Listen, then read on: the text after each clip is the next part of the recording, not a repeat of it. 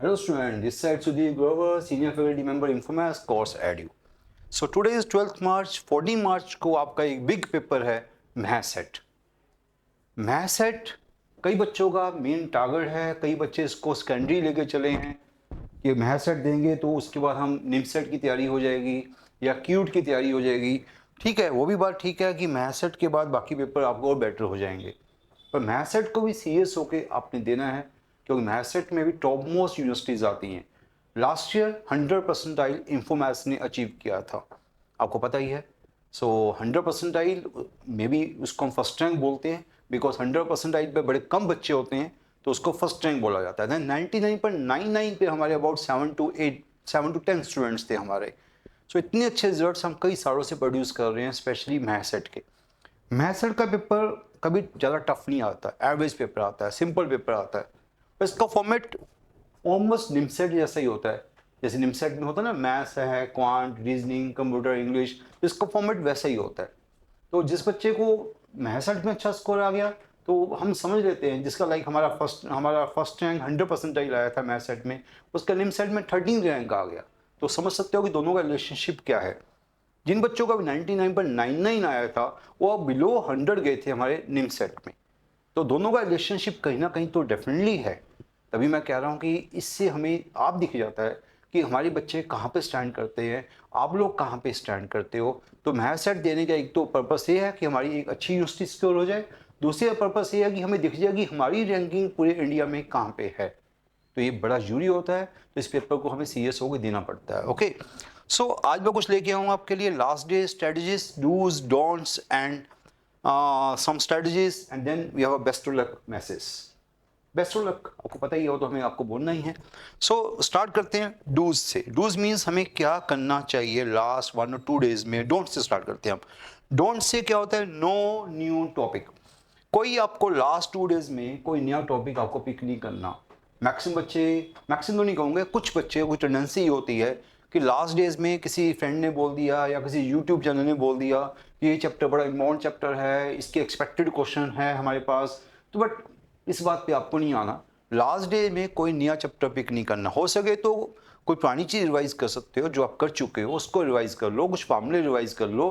पर आप अगर सोचोगे या किसी ने बोल दिया, किसी फ्रेंड ने बता दिया कि न्यू टॉपिक है, बड़ा इम्पोर्टेंट टॉपिक है, इसको अभी जल्दी जल्दी से कर ले, इसके 2 क्वेश्चन आने वाले हैं, तो वो आपकी सबसे बड़ी गलती हो गई।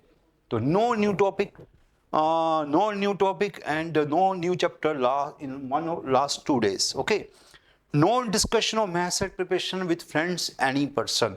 किसी फ्रेंड्स और पर्सन से कोई डिस्कस ना करो कि मेरा पेपर क्या, मेरी प्रिपरेशन कैसी है, मेरी प्रिपरेशन मैंने इतनी चैप्टर कर लिए हैं, कुछ चैप्टर छोड़ दिए हैं। तो वो आपका फ्रेंड कहेगा ये चैप्टर क्यों छोड़े हैं, ये तो बड़े इम्पोर्टेंट चैप्टर थे। यार ना तो आपको पता है कि क्या चीज़ पेपर में क्या आने वाला है, ना आपके फ्रेंड को पता है कि पेपर में क्या आने वाला है। तो क्या इम्पोर्टेंट क्या इम्पोर्टेंट नहीं, वो तो पेपर के बाद ही पता लगेगा। कई बार ऐसा होता है लीस्ट इम्पॉर्टेंट मोस्ट इम्पॉर्टेंट होता है, कई बार मोस्ट इम्पॉर्टेंट लीस्ट इम्पॉर्टेंट बन जाता है। ओके, आपने देखा होगा ये क्वेश्चन बड़ा इम्पॉर्टेंट है पर कई सालों से आ नहीं रहा। कई चीज़ें ऐसी होती है जो हम इग्नोर कर देते हैं, यार ये तो पेपर में नहीं आएगी, वही पेपर में आ जाती है। तो किसी को नहीं पता कि पेपर में क्या चीज़ आने वाली है। तो अपनी प्रिपरेशन को किसी से ज़्यादा डिस्कस ना करो, जो हो गया सो हो गया। जैसे आपने प्रिपरेशन कर ली है वो आपकी तरफ से फाइनल है, उससे ज़्यादा ज़्यादा बात करोगे तो आप टेंशन में चले जाओगे। तो जो हो गया बस पैकअप करो, 1 day बिफोर या 12 hours बिफोर अपनी प्रिपरेशन आपकी बंद होनी चाहिए, ये माइंड में लेके चलो। और सुबह पेपर 9 बजे है तो रात को 10 बजे तक नहीं आपको पढ़ना। मैक्सिमम या तो आज 12th है, आज इवनिंग में या आज नाइट तक अपनी स्टडीज़ को बंद कर दो, या कल दोपहर तक अपनी स्टडीज़ को लेके चलो। बस इससे ज़्यादा अगर आप ज़्यादा लेके चलोगे तो स्ट्रेस डालोगे अपने पे, वो स्ट्रेस से चीज़ें हम भूल जाते हैं। इस बात को माइंड में लेके चलो। अगर सोच के चलोगे या लास्ट आवर्स में कुछ पढ़ के जा रहे हो, या बस में जा रहे हो, या कहीं टैक्सी में जा रहे हो, मैं कुछ किताबें खोल के पढ़ लेता हूँ, उससे कंफ्यूज हो जाओगे।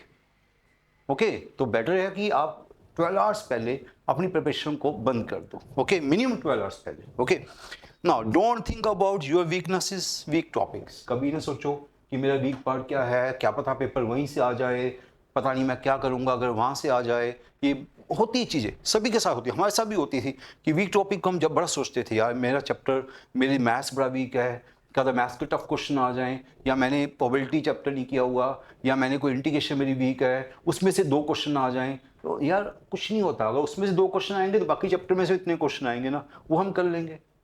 ओके, तो ऐसा कुछ नहीं है कि वीक टॉपिक है तो उसी में से सारे क्वेश्चन आने वाले हैं, ऐसा भी कुछ नहीं है। Don't think about your and others preparation. मैंने बताया कि ये ना सोचो कि आपकी प्रिपरेशन कैसी है, जो हो गया सो हो गया, उसी से आपको अपनी हिट मारना है, आपको उसी से हिट मारना है। आप ये नहीं सोच सकते कोई और आपका पेपर करने नहीं आने वाला, आपको पेपर आप ही करना है। Okay, don't under estimate your preparation, over estimate others preparation. बड़ी मेन लाइन है। हम लोग क्या सोचते हैं, मेरी प्रिपरेशन तो ठीक नहीं है, मेरे फ्रेंड की प्रिपरेशन बड़ी अच्छी है। आधा बैटल तो हम वहीं पर हार जाते हैं, आधा बैटल तो हम वहीं हार जाते हैं, सोचते हैं कि हमारी प्रिपरेशन अच्छी नहीं, मेरे फ्रेंड की प्रिपरेशन बड़ी अच्छी है। मेरा 25 ईयर्स के एक्सपीरियंस में मैंने ऐसे ऐसे बच्चे देखे हैं जो क्लास के बड़े मेडियोकर बच्चे होते हैं, बड़े एवरेज बच्चे होते हैं, पर जब पेपर देने जाते हैं उनका रिजल्ट बड़ा अच्छा आता है। और कई ऐसे बच्चे देख चुका हूँ जो बड़े अच्छे अच्छे बच्चे होते हैं, जिसको हम कहते हैं यार ये तो पता नहीं क्या निकलेगा, पेपर में जाके कहीं ना कहीं वो डाउन हो जाते हैं, नर्वस हो जाते हैं। पेपर कोई आपका आपकी नॉलेज का कोई वो नहीं है कि आपको शो करना है, आपकी नर्व्स का भी एक टाइम होता है, आपको नर्व्स को भी कूल रखना है। जैसे इंडिया पाकिस्तान का मैच है, इंडिया में भी टैलेंटेड प्लेयर है, पाकिस्तान में भी टैलेंटेड प्लेयर है, पर उस टाइम उस डे को कौन चलेगा वही मैटर करता है। सचिन तेंदुलकर ग्रेट प्लेयर, पर कई बार 0 पे आउट हो जाता है। और कोई डाउन प्लेयर होता है जो आपको लगता है तो डाउन प्लेयर है, 8th नंबर पे आ रहा है, 9th नंबर पे आ रहा है, ये तो 10 रन पे आउट हो जाएगा, वो बाई चांस 50 रन 100 रन भी बना जाता है। तो किसी को आप कह नहीं सकते कि किसका कौन सा पर्सन वीक है, कौन सा पर्सन स्ट्रॉन्ग है, या मेरी प्रिपरेशन वीक है उसकी प्रिपरेशन स्ट्रॉन्ग है, ये तो पेपर के बाद ही पता लगेगा। हमारा एक्सपीरियंस तो यही कहता है कि यार वो डे मैटर करता है, ये मैटर नहीं करता कि आपकी नॉलेज कितनी है। उस टाइम पर जाके आपने कितना माइंड को कूल रखा, कितनी नर्व्स को आपने बैलेंस रखा, अभी नर्व्स को कितना कूल रखा, बस वही मैटर करता है। Okay, don't visit any Facebook WhatsApp YouTube channel.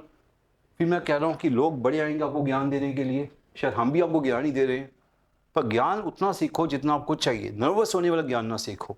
पर नर्वस हो गए कि यार उसने बोल दिया कि 2 चैप्टर एक्स्ट्रा करके जाओ, या ये बड़े इम्पोर्टेंट टॉपिक है, आपको बड़े लोग ज्ञान देंगे, बट वो ज्ञान पे ना जाओ, जस्ट जो आप कर चुके हो उसी पे बिलीव करो।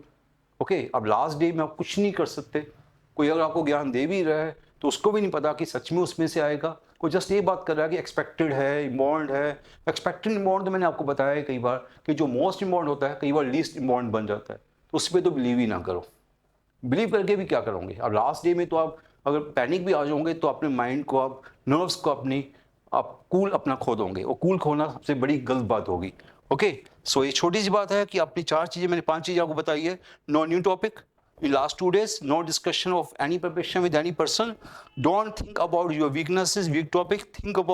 Don't think about others preparation. Don't underestimate your preparation and overestimate others preparation. Don't visit any social media channel. Okay, now don'ts तो कर लिया, do's की बात करते हैं। do's तो मैक्सिमम को पता क्या होता है। have confidence means कि आपको पता, अपने में बिलीव होना चाहिए कि यार मेरी प्रिपरेशन ठीक है, बेशक ठीक ना भी हो, मेरी ठीक है, मैं गुड हूँ, मैं अच्छा हूँ, मैं बेस्ट हूँ, बस मैं बेस्ट हूँ। अगर पता है कि कोई बेस्ट नहीं होता, जो बेस्ट है वो भी बेस्ट नहीं है, तो फिर मतलब अपने में कॉन्फिडेंस होना चाहिए कि मैं जो कर चुका हूँ बस मुझे उसी पे बिलीव है। ओके, बाकी किसी की बात में नहीं है कि यार ये पेपर बड़ा, ये ऐसा इम्पोर्टेंट टॉपिक है, तूने उसमें से कुछ छोड़ दिया, या वो पर्सन ज़्यादा अच्छा है, होगा अच्छा, मैं भी अपनी फील्ड में अच्छा होगा, पर आज के डे में मुझे अपने ऊपर कॉन्फिडेंस बना के चलना होगा कि जो मैंने कर लिया हुआ है, जो मैंने प्रिपरेशन की हुई है, उस पर मुझे बिलीव है, बस उसी पर मुझे कॉन्फिडेंस है, उसी से मुझे हिट करना है। Okay, number 2, keep your mind cool. वो एक ही बात है, अपने माइंड को कूल रखो आप। Concentrate on your strength. मैंने बता दिया कि अपनी स्ट्रेंथ पे कंसंट्रेट करो। बाई चांस आपका मैथ्स वीक है, कोई बात नहीं, कुछ तो स्ट्रॉन्ग होगा, रीजनिंग स्ट्रॉन्ग होगी, या कंप्यूटर स्ट्रॉन्ग होगा, इंग्लिश स्ट्रॉन्ग होगी, वहाँ से आप अच्छा स्कोर कर सकते हो। ओके, तो ऐसा ना सोचो कि अगर मैथ्स वीक है तो मेरा तो कुछ नहीं होने वाला है, या मेरा कंप्यूटर वीक है तो मेरा एमसीए नहीं होने वाला है। ऐसा नहीं है, यहाँ पर एग्रीगेट चलता है, आपके मैथ्स सेट में भी एग्रीगेट चलता है, यहाँ पर सेक्शनल कट ऑफ नहीं चलती। ओके, तो क्या हमने बताया आपको, think of concentrate on your strength के ऊपर सोचो कि यार मेरी चीज़ें, मेरा मैथ्स अच्छा नहीं है तो मेरा क्वांट अच्छा है, मेरा रीजनिंग अच्छा है, मेरा इंग्लिश अच्छी नहीं है, मेरा कंप्यूटर अच्छा है, मेरे 3 पार्ट अच्छे हैं, 2 पार्ट वीक है, कोई बात नहीं। ओके, तो ये चलता है, सभी के साथ कुछ ना कुछ होता है। हमारा मैथ्स अच्छा है तो हमारा कंप्यूटर अच्छा नहीं होता, आपका कंप्यूटर अच्छा है तो आपका मैथ्स अच्छा नहीं होगा। तो ये चीज़ें जो चलती है, ऊपर नीचे तो चलता है हर चीज़ में। नेक्स्ट क्या है, think of worst, what will happen if MCA not clear. अगर आपका एमसीए क्लियर नहीं होता तो क्या होगा, क्या दुनिया खत्म हो जाएगी? ऐसा भी कुछ नहीं होने वाला।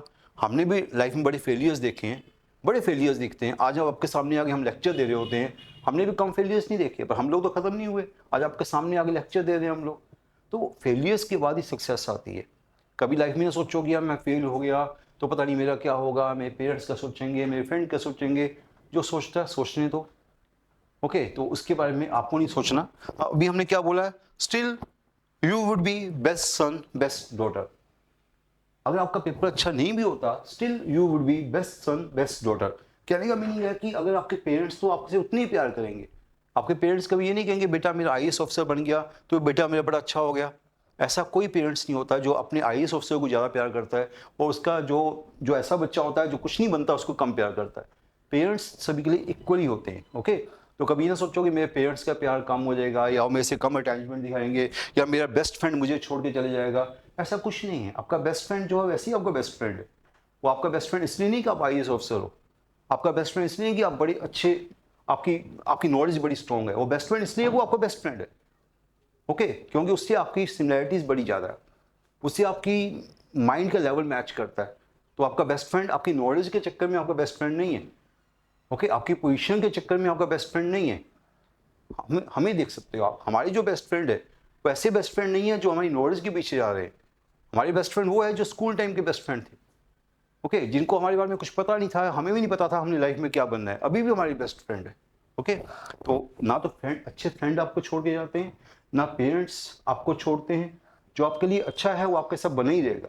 आप एमसीए क्लियर करो या ना करो, किसी को इससे फर्क नहीं पड़ने वाला। Okay, still life would be same and you will succeed in some other better avenues। अगर आपका एमसीए क्लियर नहीं होता तब भी आपका लाइफ सेम ही रहेगी। अब ये नहीं कि आप कहीं और एवेन्यूज में आप सक्सेसफुल हो सकते हो। ओके, तो नो डाउट वैसे तो एमसीए ही करोगे आप। ये सारी चीज़ हम इसलिए आपको बताते हैं, अपने माइंड को कूल करो। ये नहीं होता कि मेरा एमसीए नहीं हुआ तो मेरा एक लाइफ खत्म हो जाएगी, ऐसा कुछ नहीं है। इसलिए हम आपको चीज़ें बता रहे हैं कि back of the mind pressure लेके चलो। बैक ऑफ द माइंड, कभी ना सोचो कि यार नहीं हुआ तो मैं क्या करूंगा, टेंशन में आगे बैठ जाओ, पेपर को छोड़ के आ जाओ, आइस आगे आपको आपको डार्क दिखना शुरू हो जाए, तो वो चीज़ें आपके लिए ज़्यादा डेंजरस हो जाएगी। इसे कूल बना कर रखो। ओके, नाउ नेक्स्ट क्या बोल रहे हैं हम लोग, lastly spend more time with your parents, family, childhood friends and have fun with them. उन्हीं से टाइम निकालो जो आपके अच्छे फ्रेंड्स हैं, आपके पेरेंट्स हैं। आपके पेरेंट्स, मैं बता चुका हूँ कि उनके लिए कुछ ज़्यादा मैटर नहीं करता कि आपके लाइफ में आप अगर आईएएस ऑफिसर बने या आप एमसीए क्लियर कर गए तो आपको ज़्यादा कुछ कर लोगे। हाँ, सभी होप करते हैं, मैं भी पेरेंट्स हूँ तो मैं भी होप करता हूँ कि मेरा बेटा कुछ करके दिखाए। अगर आज मेरा बेटा लाइफ में हार्डवर्क कर रहा है और बाई चांस उसका कुछ नहीं होता, तब भी मुझे इतना दुख नहीं होगा कि यार कुछ नहीं किया तो आज मैं उसको छोड़ रहा हूँ, ऐसा कुछ भी नहीं है। तो लाइफ में कहने का मतलब है कि अपने जो पेरेंट्स होते हैं, जो अच्छे फ्रेंड्स होते हैं, उनके साथ टाइम निकालो। वो आपको कूल करेंगे, आपके ऊपर प्रेशर नहीं आने देंगे। ओके, सो ये चीज़ आपकी बड़ी जरूरी है। और listen to your favourite music, play your favourite game. कोई म्यूजिक चला लो, अपने ईयरफोन लगाओ, आराम से सो जाओ, रेस्ट करो। ओके, तो इसमें टेंशन लेने वाली बात नहीं कि पेपर है तो आपको एक्स्ट्रा प्रेशर डालना अपने ऊपर। एक्स्ट्रा प्रेशर की बात तो कभी भी ना करना। नेक्स्ट नाउ, क्या स्ट्रेटजीज आपको रखनी है। स्टडीज वही है कि आपके 100 क्वेश्चन है और 90 मिनट्स है, टाइम कम है, क्वेश्चन ज़्यादा है, तो आपको पता है कि प्रेशर शुरू से स्टार्ट हो जाएगा। शुरू से प्रेशर स्टार्ट हो जाएगा कि यार टाइम तो कम है, क्वेश्चन ज़्यादा है, और प्लस कुछ बीच में डिस्टर्बेंस भी होती है। कोई ईमेल आ जाएगा पेपर देखने के लिए, कोई पेपर आपका साइन करने के लिए आ जाएगा। 5-10 मिनट तो ऐसे भी वेस्ट हो जाते हैं पेपर में जाकर। 10 मिनट तो लेके चलो, कोई ना कोई आपसे साइन कराने आ रहा है या कोई ना कोई चीज़ बीच में चलती जाती है एडमिशन रूम में, तो 5-10 मिनट तो वहाँ पर भी वेस्ट होते हैं। तो क्वेश्चन ज़्यादा है, टाइम कम है, तो कोई बात नहीं यार। आपको पता है इंग्लिश 20 क्वेश्चन 10 मिनट में इंग्लिश हो जाती है। इंग्लिश आती है तो आती है, नहीं आती तो नहीं आती, विद इन 10 मिनट्स आप इंग्लिश क्वेश्चन कर लेते हो। कंप्यूटर्स का भी कुछ ऐसा ही है, कंप्यूटर्स के 20 क्वेश्चन हैं, वो भी विद इन 15 मिनट्स हो जाते हैं। वहाँ पे 5 मिनट बच जाते हैं, यहाँ पर 10 मिनट बच जाते हैं। मैथ्स के 30 क्वेश्चन है, वो सिंपल क्वेश्चन है। मैथ्स सेट की तो अच्छी बात है, मैथ्स सेट में टफ क्वेश्चन नहीं आते। आप हमारा ओरिजिनल पेपर देख सकते हो जो हमने डिस्कशन की है, तो लास्ट ईयर के पेपर की हम डिस्कशन कर चुके हैं। आप देखोगे क्वेश्चन इतने सिंपल है, इतने एवरेज क्वेश्चन हैं, तो इसमें 30 क्वेश्चन आपके जो मैथ्स के हैं वो भी सिंपल क्वेश्चन होते हैं, कमांड रीजनिंग के क्वेश्चन भी सिंपल होते हैं, तो ये आपको टाइम बच जाएगा। ये मैं आपको बोलता हूँ 90 मिनट्स में भी आपका कम से कम 10 मिनट बच जाएंगे। आप देख लेना, मैं यहाँ खड़ा हूँ, आप पेपर के बाद देख लेना, 10 मिनट तक आपके पास टाइम बच जाएगा। हाँ, कई बार पेपर थोड़ा लेंथी हो गया, स्पेशली क्वांट रीजनिंग का लेंथी हो गया, तो देखो कई बार ऐसा हो भी सकता है। अगर ऐसा हुआ तो सभी के लिए होगा। और पेपर एवरेज आया तो सभी के लिए एवरेज आया, पेपर टफ आया तो सभी के लिए टफ आया, तो इसमें घबराने की कोई जरूरत नहीं है आपको। ओके, सो ये आपके क्वेश्चन है, 30 maths, 30 quant reasoning, 20 computers, 20 English, तो टोटल 200 मार्क्स है, 2 मार्क्स ईच क्वेश्चन है। वैसे तो वहाँ मेंशन है कि नेगेटिव मार्किंग नहीं है मैथ सेट में, और बाई चांस फिर भी एक बार इंस्ट्रक्शंस पढ़ लेना। इंस्ट्रक्शंस में कई बार लास्ट टाइम पर चेंज भी आ जाता है, तो वैसे तो प्रोस्पेक्टस में है कि नो नेगेटिव मार्किंग। तो नॉन नेगेटिव मार्किंग का बस फायदा ये होता है कि लास्ट के 10 मिनट्स 50 मिनट्स में जो क्वेश्चन हमने अटैम्प्ट नहीं भी किए उसको भी जल्दी से सारे अटैम्प्ट करके आ जाओ, अगर नो नेगेटिव मार्किंग है। पर नेगेटिव मार्किंग वैसे तो नहीं है मैथ सेट में, अगर बाई चांस वहाँ पर नई इंस्ट्रक्शंस आ जाती है तो एक बार पढ़ जरूर लेना। Okay, otherwise no negative marking में बस फायदा ये होता है कि आप लास्ट के 10-15 मिनट में सारे क्वेश्चन को अटैम्प्ट कर सकते हो, कोई क्वेश्चन छोड़ के नहीं आने फिर आपने। ओके, वो कैसे क्वेश्चन करने हैं, अप्लाई एस क्यूब टेक्निक, जो हमेशा हम क्लासेस में बोलते हैं। अब एस क्यूब क्या होता है, स्कैन सर्च सॉल्व। पहले पेपर को स्कैन करो, इजी क्वेश्चन पहले करो, 20 to 30% पेपर बड़ा इजी आता है, 50 to 60% पेपर एवरेज आता है। आप देखोगे इस पार्ट को हमने ज्यादा कर दिया, टफ पार्ट को हमने 5 to 10% दिया। मैथ सेट का पेपर टफ कम आता है तो उसको हमने कम कर दिया, तो मैक्सिमम पेपर इजी होगा या एवरेज पेपर होगा। तो इस इजी पेपर को तो पहले आपने स्कैनिंग में निकाल देना है। अब कई बच्चे कहते हैं सर, कई बच्चे स्ट्रेटजी बना के चलते हैं कि हमारा मैथ्स तो अच्छा नहीं है, हम पहले मैथ्स नहीं करेंगे, पहले हम कंप्यूटर्स करेंगे, पहले हम रीजनिंग करेंगे, पहले हम इंग्लिश करेंगे। कई बार मैथ्स के इतने सिंपल क्वेश्चन होते हैं, लाइक साइन एक्स का डेरिवेटिव क्या होता है, कॉस एक्स। तो ऐसे क्वेश्चन करने के लिए कोई आपको मैथ्स की नॉलेज की जरूरत नहीं है, आप मैथ्स के जीनियस होने की आपको जरूरत नहीं है।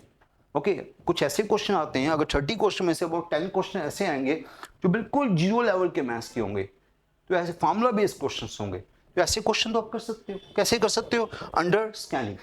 अंडर स्कैनिंग जो सिंपल सिंपल क्वेश्चन होंगे, अबाउट 10 क्वेश्चंस के, अबाउट 10 क्वेश्चंस के, अबाउट 5 क्वेश्चंस के, 5 क्वेश्चंस के, तो अबाउट 25-30 क्वेश्चन तो आपके स्कैनिंग में निकल जाएंगे। स्कैनिंग के बाद सोचना कि मैंने डबल स्कैनिंग करनी है, मैं अब एवरेज क्वेश्चन करने जाऊं, वो आपके ऊपर है। अगर आपको लगता है कि स्कैनिंग में सिंपल क्वेश्चन हो गया तो अब आपने एवरेज क्वेश्चन करने हैं, अदरवाइज आप अपनी स्ट्रेंथ पे भी जा सकते हो। स्कैनिंग करने के बाद अगर आपको लगे आपने दोबारा से स्कैनिंग करनी है वो कर सकते हो, या आप अपनी स्ट्रेंथ की वजह से चलो कि ठीक है यार मैंने स्कैनिंग में क्वेश्चन निकाल दिए, अब मेरा जो बेटर पार्ट है कंप्यूटर है, तो पहले मैं कंप्यूटर करूंगा, फिर मैं रीजनिंग करूंगा, फिर मैं इंग्लिश करूंगा, लास्टली मैथ्स करूंगा, आपकी मर्जी है। कई बच्चे टोटल पेपर को स्कैनिंग में निकालते हैं, scanning 1 simple question, scanning 2 average question, scanning 3 tough question, तो कोई बच्चा करता ही नहीं, छोड़ के आ जाता है। ओके, तो स्कैनिंग में निकाल दूंगे तो अच्छी बात है, अदरवाइज स्कैनिंग 1 करना तो बड़ा जरूरी है इजी क्वेश्चन के लिए। स्कैनिंग 2 में आप सीधा ही अपनी स्ट्रेंथ वाइज भी जा सकते हो। ओके, जैसे लाइक मैं मैथ्स का टीचर हूँ, मुझे लगेगा मैथ्स इजी है तो मैथ्स करने चले जाओ पहले। ओके, आप कंप्यूटर स्टूडेंट हो, अगर बीसीए के स्टूडेंट हो, कंप्यूटर साइंस के स्टूडेंट हो, तो पहले कंप्यूटर करने चले जाओ, आपके ऊपर डिपेंड करेगा। Okay, use pencil rubber for rough work. आपको मैं कई बार क्लासेस में बोलता हूँ पेन से कभी रफ वर्क नहीं करना, वहां पर जाकर पेन से करोगे तो एक शीट में आपको अबाउट इतनी शीट मिलती है हर पेपर के नीचे, अबाउट आप कह सकते हो कि 2 शीट मिलेंगी आपको ब्लैंक मैक्सिमम। 2 शीट पे आप कैसे 100 क्वेश्चंस कर सकते हो, वो पॉसिबल नहीं है। कैसे कर सकते हो, only with the help of pencil. Pencil लेके जाओ, रबर लेके चलो, जो क्वेश्चन हो गया उसको इरेज कर दो। ओके, तो अगर इस वजह से चलोगे तो आपका जो शीट है 2 शीट में आप 100 क्वेश्चन कर सकते हो।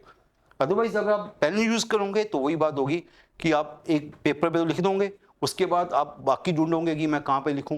कभी रोल नंबर के ऊपर लिखोगे, कभी बेंच के ऊपर लिखोगे, कभी अपने रुमाल के ऊपर लिखोगे, कभी अपने हाथ के ऊपर लिखोगे, तो सारी मिसमैनेजमेंट हो जाएगी। बाई चांस कोई क्वेश्चन मुझे दोबारा से देखना पड़ा कि मेरा 25th क्वेश्चन कहाँ है, वो क्वेश्चन तो हो गया था मेरे से, 90% हो गया था, 10% नहीं हुआ था, वो क्वेश्चन मैं देखूँ कहाँ है, कहाँ देखोगे, अपने हाथ में देखोगे, बेंच में देखोगे। अगर आपने कहीं पर प्रॉपर्ली लिखा होगा तभी देख पाओगे आप। तो प्रॉपर्ली पेंसिल से रफ वर्क करो, जो वहाँ पर रफ वर्क दिया जाएगा वो पेंसिल से करना है, वो माइंड में लेके चलो। मैं क्लासेस में कई बार बच्चों को बताता हूँ कि कभी आपने रफ वर्क करना है तो पहले आपने इसको ऐसे रेक्टेंगल में डिवाइड कर लेना है। जो आपकी रफ शीट होगी इसको रेक्टेंगल में डिवाइड करो, कोई छोटे रेक्टेंगल, कोई बड़े रेक्टेंगल, ऐसे पेंसिल से आपने काम करना। मान लो फर्स्ट क्वेश्चन कर रहे हो, छोटा सा फर्स्ट लिख लो उसके ऊपर, फर्स्ट क्वेश्चन को अटेम्प्ट करो, अगर हो गया अगर सॉल्व हो गया तो उसको इरेज कर दो, और सॉल्व नहीं हुआ तो उसको यहीं पे रखो। जो लास्ट में आएंगे, लास्ट के 30 मिनट्स में मैं दोबारा से चेक करने आऊँगा कि कौन से क्वेश्चन हो गए हैं, कौन से क्वेश्चन मैंने छोड़े हैं, तो इस क्वेश्चन को मैं री अटेम्प्ट कर सकता हूँ। अगर आपने 80% क्वेश्चन किया होगा तो 20% को आप री अटेम्प्ट कर सकते हो। आपने 80% क्वेश्चन कहाँ किया होगा, वही अगर आपने खो दिया, लाइक कहीं पर आपने रोल नंबर भी लिख दिया या किसी बेंच में लिख दिया, तो 80% क्वेश्चन भी आपको दोबारा से करना पड़ेगा, तो टाइम आपका ही वेस्ट होगा। बेटर है कि जो रफ काम कर रहे हो उसको भी प्रॉपर नंबरिंग से करो। फर्स्ट क्वेश्चन नंबर लगाओ, सेकंड क्वेश्चन नंबर लगाओ, फोर्थ क्वेश्चन नंबर लगाओ। हो गया तो रेज कर दो, नहीं हो गया तो वहीं पर रहने दो। लास्ट के 20-30 मिनट्स में दोबारा से देखने आएंगे, जो क्वेश्चन अनसोल्व है उसको हम ट्राई करेंगे सॉल्व करने की। ओके, ये मैं क्लासेज में बड़ा बोलता हूँ, ये मैं थोड़ा सा हिंट दे दिया कि कैसे करते हैं। ओके, तो बस ये छोटी बातें मैंने आपको बता दी। तो अब अपने कूल माइंड से पेपर को दो आप। ओके, तो कभी टेंशन से नहीं देना। मैंने फिर बोला है कि डू और डाई लाइफ में कुछ नहीं होता। लाइफ में डू और डाई कभी कुछ नहीं होता, ओनली डू होता है, डाई तो कुछ होता ही नहीं है। ओनली डू, काम करो बस। ओके, सिर्फ काम करना, आपने रिजल्ट जो आएगा देखा जाएगा।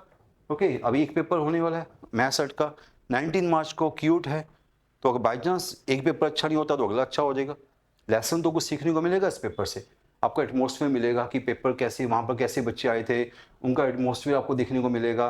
जो नर्वसनेस आपके अंदर आएगी, हम जितने मर्जी मॉक टेस्ट ले लें, पर वहाँ पर जो एटमॉस्फेयर मिलता है वो हम यहाँ पर नहीं क्रिएट कर सकते। क्योंकि वहाँ जो एटमॉस्फेयर होता है कि आप सुबह से उठ के गए, कई लोग बसेस में जाएंगे, कई लोग ट्रेन में जाएंगे, कई लोग अपनी गाड़ी लेके जाएंगे, उसके बाद वहाँ पर इतना बच्चा खड़ा होगा, क्लासरूम में जाके बैठना, एक्सपीरियंस लेना, वो भी कोई छोटी बात नहीं है। पेपर देने से ज़्यादा वो मैटर करता है। तो अगला जो पेपर है क्यूट का है, वो इससे भी बड़ा पेपर है। तो इसको अब लेके चलो क्वार्टर फाइनल है। ये पेपर आपका क्वार्टर फाइनल है, सेमीफाइनल आपका क्यूट है, और फाइनल आपका निमसेट है। Quarter final, semifinal, final. Quarter final का रिजल्ट ज़्यादा मैटर नहीं करता। अगर मैथ सेट हो जाता है तो कॉन्फिडेंस आपको आएगा, आपको कॉन्फिडेंस आएगा कि यार मैं एक अच्छा स्टूडेंट हूँ। नहीं भी होता तो अगला पेपर क्यूट को हम अटैम्प्ट कर रहे हैं, उसमें कुछ हो जाएगा हमारा।